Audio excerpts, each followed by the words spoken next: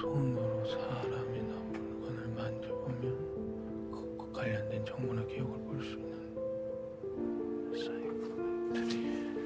어떻게 네가 그린 그림에 하나같이 죽은 아이가 관련된 장소일까?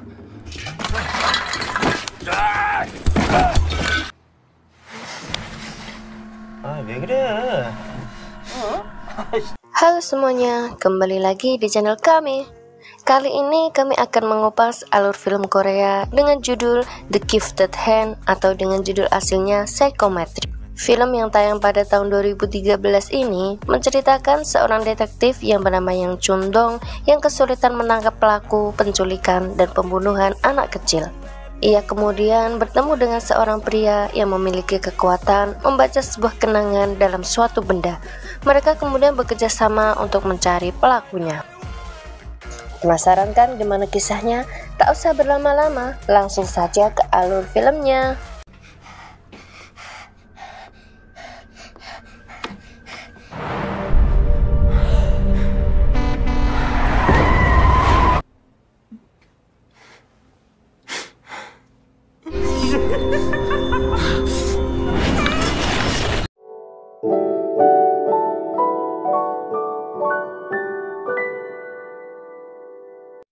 Di sebuah ruangan, terdapat sekelompok penipu yang tengah melakukan acara penghargaan untuk pegawai dengan penjualan terbanyak.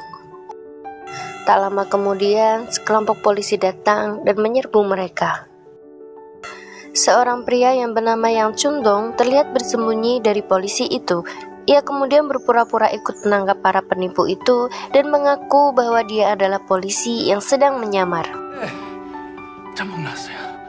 마포서 양춘동 형사입니다.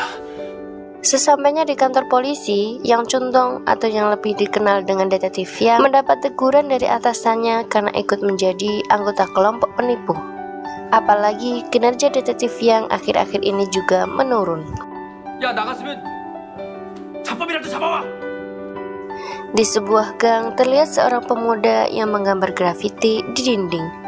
Pemuda itu bernama Kim Jun, seorang pria yang tinggal seorang diri dan juga tertutup.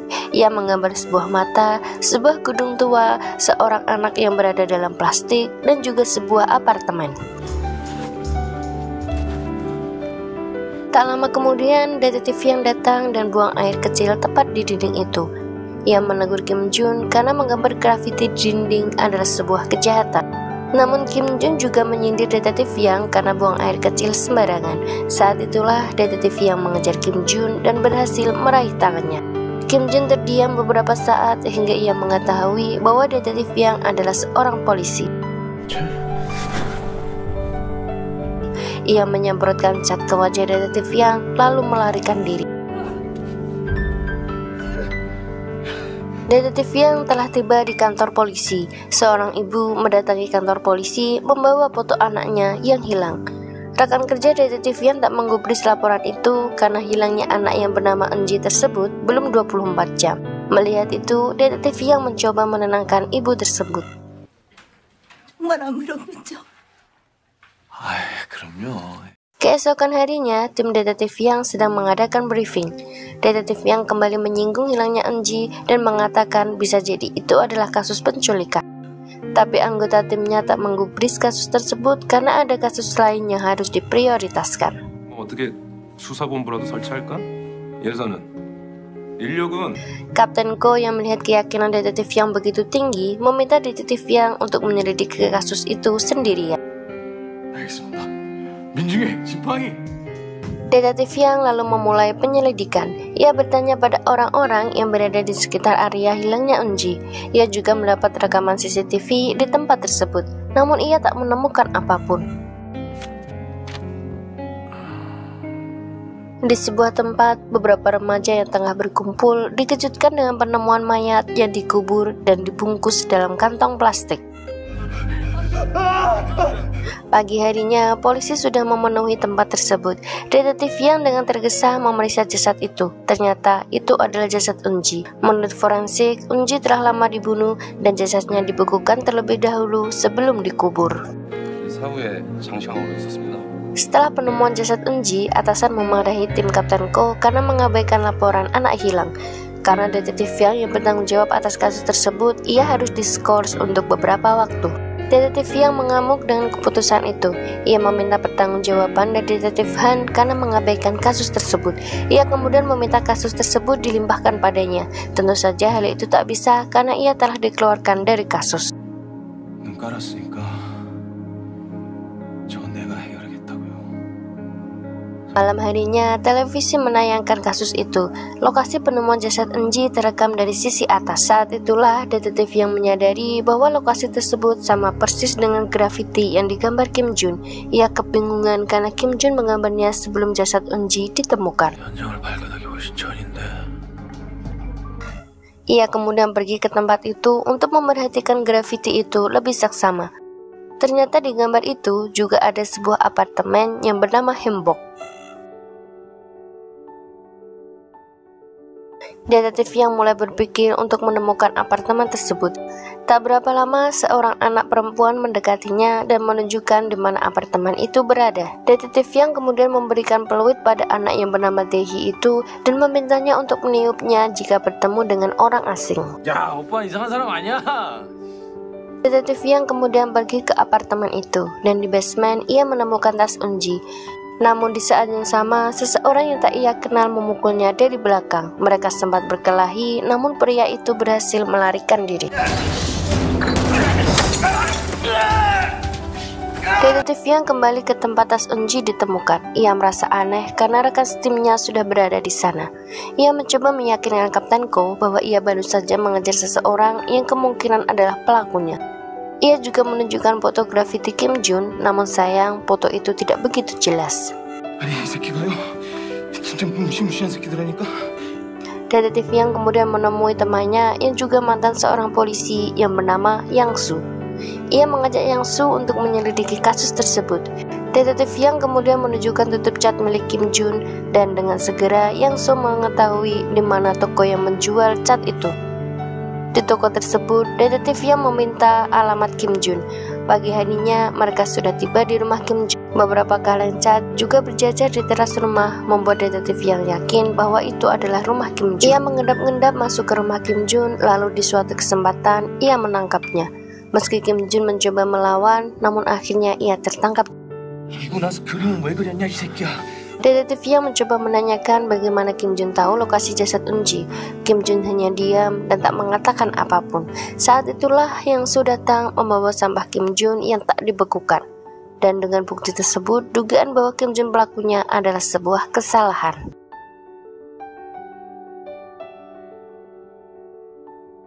Detektif yang kemudian meyakini bahwa Kim Jun mempunyai komplotan.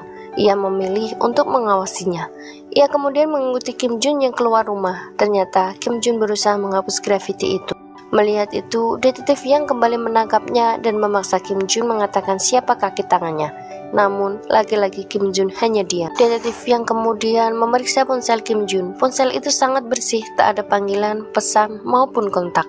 Hanya ada satu nama yang tersimpan, yaitu Kim Sung-gi. Melihat sampah Kim Sung-gi yang dibekukan semakin membuat keyakinan detektif yang menjadi kuat bahwa Kim Sung-gi adalah kaki tangan Kim Jun. Namun ternyata Kim Sung-gi hanyalah teman Kim Jun yang sudah tak pernah berkomunikasi semenjak sekolah. 동창에다가 만난 적이. Detektif yang kemudian melihat sebuah lukisan Kim Sung-gi yang digambar oleh Kim Jun. Saat itu juga terdengar suara klakson mobil Yang Su. Detektif yang bergegas mendatangi mobil dan saat itu Kim Jun telah pergi meninggalkan Yang Su yang ketakutan. 그 새끼 어디 갔어? Di kantor polisi ada seorang anak yang mengaku lolos dari penculikan. Anak itu kemudian bercerita bahwa ia mau ikut dengan pria itu karena pria itu memiliki anjing yang sedang sakit. Namun saat ia menyentuh anjing itu, ia terkejut karena anjing itu sedingin es. Di tempat lain, Dae-hee yang berjalan pulang sendirian dihentikan oleh sebuah mobil. Pemilik mobil itu meminta Dae-hee untuk melihat anjingnya yang sedang sakit. Dengan ragu, Dae-hee mendekati anjing itu. Ia terkejut karena anjing itu begitu dingin. Saat itulah pria itu mengeluarkan sebuah suntik dan menahan tangan Dae-hee. Beruntung, Dae-hee bisa lepas dari tangan pria itu lalu berlari. Dae-hee sampai di rumah dan menceritakan bahwa ada orang jahat yang mengejarnya. Ayahnya yang sedang mabuk keluar dari rumah untuk memeriksanya. Namun saat ia tak menemukan siapapun, ia justru marah dan mengunci Dae-hee di luar rumah. Dae-hee yang ketakutan hanya bisa menangis. Dan saat itulah pria itu datang lagi dan menculik Dae-hee.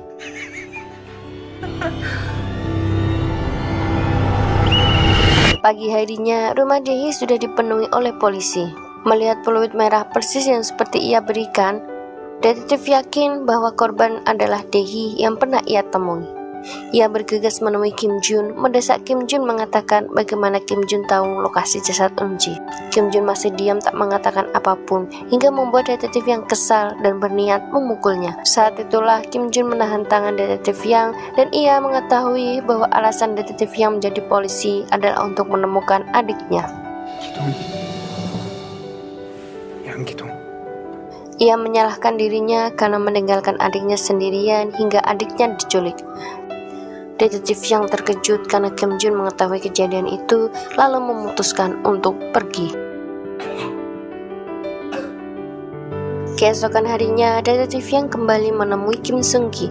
Ia ingin tahu siapa Kim Jun sebenarnya. Kim Seung-gi kemudian mengatakan bahwa Kim Jun bisa melihat masa lalu sebuah benda atau seseorang hanya dengan menyentuhnya. 좀 써서 3년 내내 왕따 당하고. 너 뭐야? 더 말해줘. Detektif Yang mengetahui bahwa Kim Jun memiliki kemampuan yang disebut psikometri. Kim Jun juga menyalahkan dirinya sendiri karena menganggap kematian ibunya disebabkan oleh kemampuan yang dimilikinya. Itulah mengapa ia begitu benci dengan kemampuannya tersebut. 술 팔고 무슨 파느니?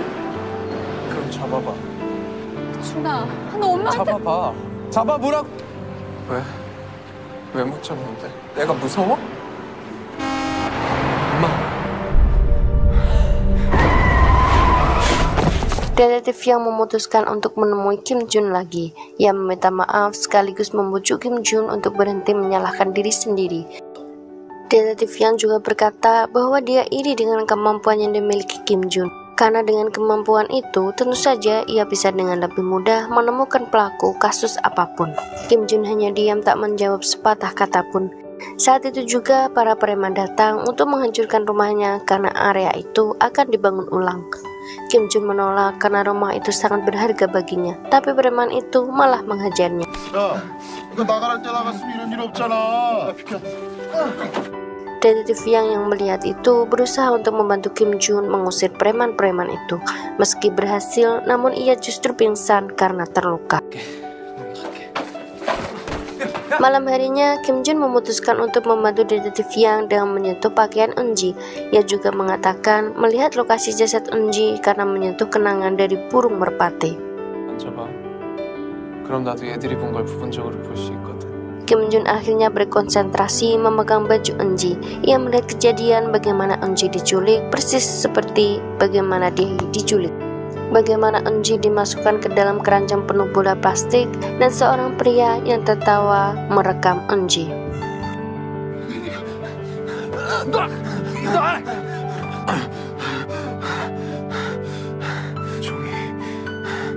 Detektif yang kemudian menemui rekan setimnya. Ia mengaku baru saja kembali dari laboratorium. Ia menjelaskan bahwa terdapat zat polikarbonat dalam baju Eun-ji dan zat itu biasa ditemukan pada bola plastik.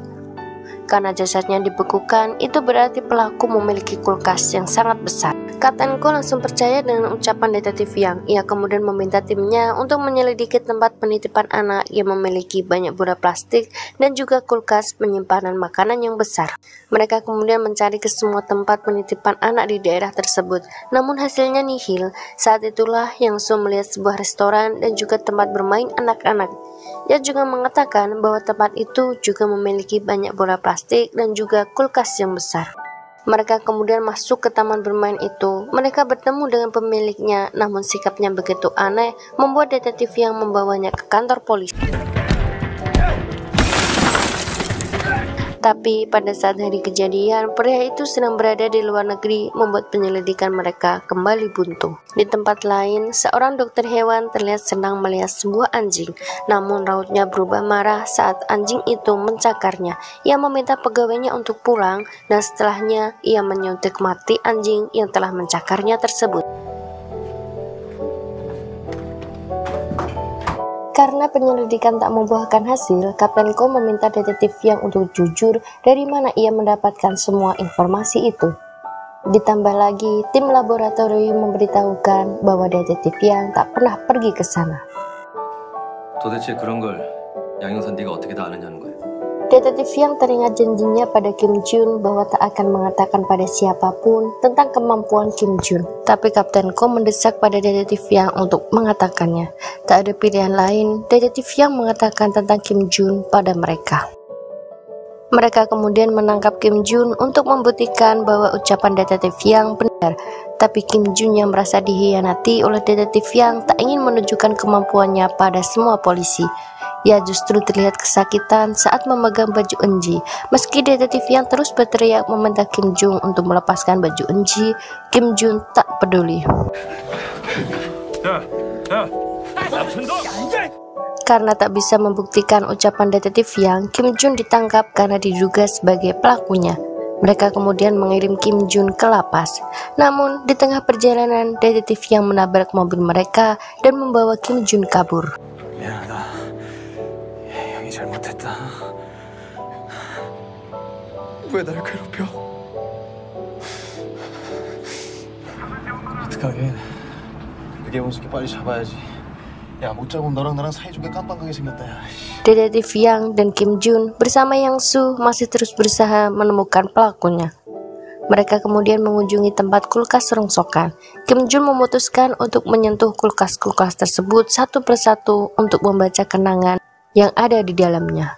Meski detektif Yang melarangnya karena kondisi Kim Jun semakin memburuk, tak ada pilihan lain selain melakukannya.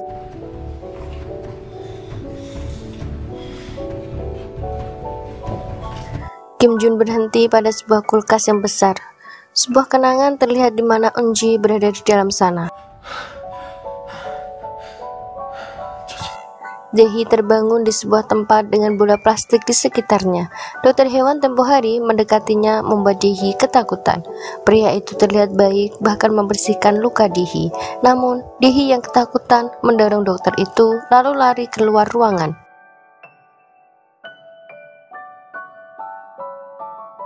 Ternyata ia berada di sebuah apartemen. Dehi mencoba membuka pintu apartemen itu, namun sayang pintu itu terkunci, hingga dokter itu kembali mendekatinya.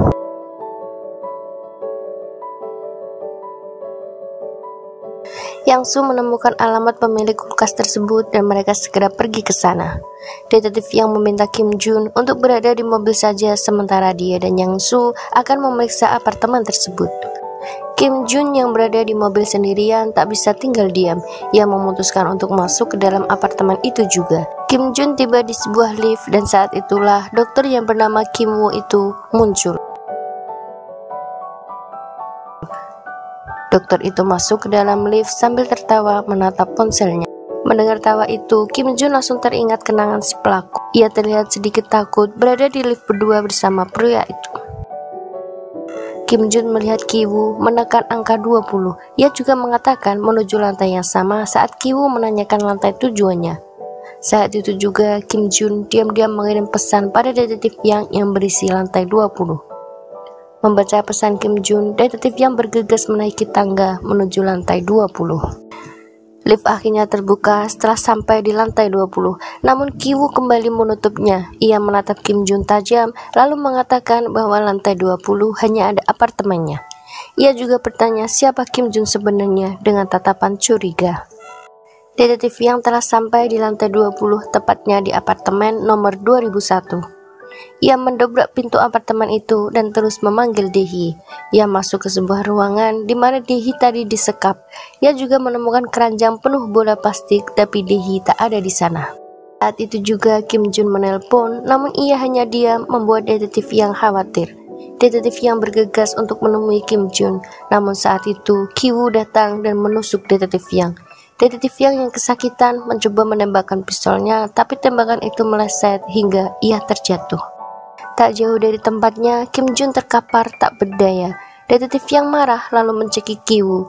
Namun ia berteriak kesakitan karena Ki Woo memasukkan jarinya ke perut detektif yang terluka lalu menarik ususnya keluar. Detektif Yang kembali terjatuh.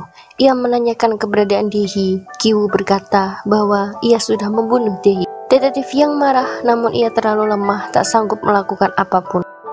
Ki-woo kembali mengambil pisaunya, lalu berkata bahwa anak-anak itu lucu dan mengemaskan seperti anjing-anjingnya. Namun kadang kebaikannya disalahartikan oleh mereka dengan menggigitnya. Karena itulah ia memutuskan untuk menyuntik mati anak-anak itu seperti anjing-anjingnya. Ki-woo mendekati detektif Yang dan bersiap menusuknya. Saat itu juga Kim Jun berteriak membuat Ki-woo kesal, lalu ingin menusuknya lebih dulu. Saat itu juga Kim Jun menahan tangan Ki-woo. Kemampuan membaca kenangan Kim Jun mulai melemah dan hanya gelap yang terlihat. Ia semakin mempererat pegangan di tangan Ki-woo. Saat itulah muncul gambaran Dae-hee yang berteriak. Ia mendorong Ki-woo hingga Ki-woo jatuh keluar jendela. Ia menarik tangan Ki-woo dan membiarkan Ki-woo bergelantungan di sana untuk sementara. Kim Jun kembali berkonsentrasi pada ingatan tentang Dae-hee, namun hidungnya mulai berdarah. Detektif Yang meminta Kim Jun untuk melepaskan tangan Ki-woo, tapi menurut Kim Jun semua itu belum cukup untuk menemukan Dae-hee. Kim Jun kembali berkonsentrasi dengan seluruh kekuatannya. Ia kemudian melihat Dae-hee yang dibungkus plastik dan dimasukkan ke dalam kulkas besar.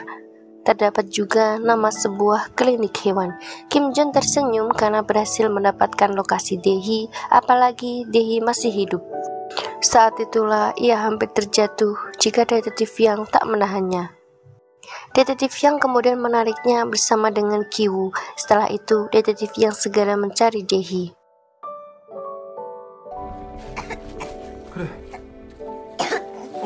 Scene berganti, detektif Yang tengah berada di rumah sakit menjalani perawatan. Ia terkejut saat perawat memberitahunya bahwa ada seorang pemuda yang mengunjunginya sepanjang malam. Setelah keluar dari rumah sakit, detektif Yang mendatangi rumah Kim Jun. Namun rumah itu sudah kosong dan nomor Kim Jun juga tidak bisa dihubungi. Detektif Yang bersama rekannya berada di dalam mobil untuk mengejar seorang pelaku. Detektif Yang kemudian berhenti saat melihat grafiti di sepanjang dinding di dekat jalan. Hingga matanya terfokus pada sebuah gambar menara, seorang pria yang menyarat seorang wanita, dan stasiun Hapjeong. Detektif Yang tersenyum karena yakin Kim Jun yang menggambarnya. Ia juga yakin bahwa Kim Jun baik-baik saja.